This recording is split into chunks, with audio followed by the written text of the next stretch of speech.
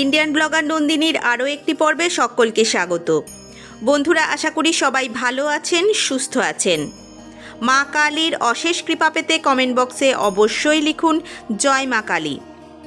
এই পর্ব থেকে জানবো এই বছর অর্থাৎ 2026 সালে বাংলার 1433 বঙ্গাব্দে ফলহারিণী কালিকা পূজা কবে অনুষ্ঠিত হতে চলেছে, 15 নাকি 16 মে।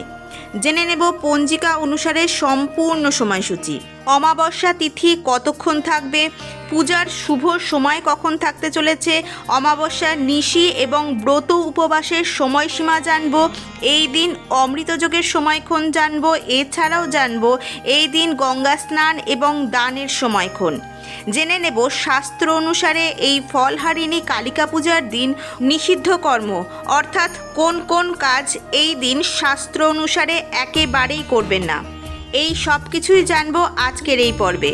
মূল পর্বে যাব তার আগে ইন্ডিয়ান ব্লগার নন্দিনী চ্যানেলটিকে সাবস্ক্রাইব করে পাশে থাকা বেল আইকনটি প্রেস করার অনুরোধ রইল, যাতে সকল ভিডিওর নোটিফিকেশান আপনারা খুব সহজেই পেয়ে যান। বিভিন্ন পূজা পাঠের পঞ্জিকা অনুসারে আপডেট পেতে অবশ্যই এই চ্যানেলটি সাবস্ক্রাইব করে নেবেন। মা কালীর কৃপায় সকলের মঙ্গল হোক। চলুন শুরু করা যাক আজকের পর্ব। জ্যৈষ্ঠ মাসের অমাবস্যা তিথিতে পালিত ফলহারিণী কালিকা পূজা অত্যন্ত পবিত্র এবং বিশেষ তাৎপর্যপূর্ণ। শাস্ত্র ও লোকবিশ্বাস অনুসারে এই বিশেষ দিনে অশুভ ফল হরণকারী মা কালীর আরাধনায় কিছু নির্দিষ্ট নিয়ম মেনে চলা উচিত এবং কিছু কাজ থেকে বিরত থাকা প্রয়োজন। প্রথমেই আলোচনা করব ফলহারিণী কালিকা পূজার দিন শাস্ত্র অনুসারে যে কাজগুলি নিষিদ্ধ বা বর্জনীয়। ফলহারিণী অমাবস্যায় সাধারণত নিরামিষ ভোজন বা উপবাস করার নিয়ম। এই দিন আমিষ আহার, বিশেষ করে মাছ, মাংস, ডিম, পেঁয়াজ, রসুন খাওয়া অনুচিত বলে গণ্য করা হয় শাস্ত্র অনুসারে। পূজার দিন যে পছন্দের ফল অর্থাৎ মরশুমি ফল আম, জাম, লিচু দেবীকে নিবেদন করা হয়, সেই ফল নিজেরা খাওয়া যাবে না। শাস্ত্র অনুসারে মনের ইচ্ছা পূরণ না হওয়া পর্যন্ত সেই ফল খাওয়া নিষিদ্ধ। এই দিন মনে কোনো অশুভ চিন্তা করা, ক্রোধ আনা উচিত নয়। মা কালীর কাছে নিজের সমস্ত সুকর্ম ও কুকর্মের ফল সমর্পণ করতে হয়, তাই এই দিনটিকে পবিত্র ও সংযতভাবে কাটাতে হয়। এই দিন শুদ্ধ বস্ত্র পরিধান করে এবং স্নান সেরে শুদ্ধ হয়ে পুজো করতে বসতে হয়। অপরিষ্কার বা অশুচি অবস্থায় পুজো করা নিষিদ্ধ। অনেকেই এই অমাবস্যায় মৌনব্রত পালন করেন। খুব বেশি অযথা কথা বলা বা ঝগড়া বিবাদ থেকে বিরত থাকার পরামর্শ দেওয়া হয় এই দিন। ফলহারিণী কালিকা পূজার দিন উপবাস করে এবং সংযম পালন করে মা কালীর চরণে ফল অর্পণ করলে অশুভ ফল দূর হয় এবং মনোবাঞ্ছা পূর্ণ হয়। এবার জানব 2026 সালে বাংলার 1433 বঙ্গাব্দে ফলহারিণী কালী পূজা কবে অনুষ্ঠিত হবে, 15 নাকি 16 মে।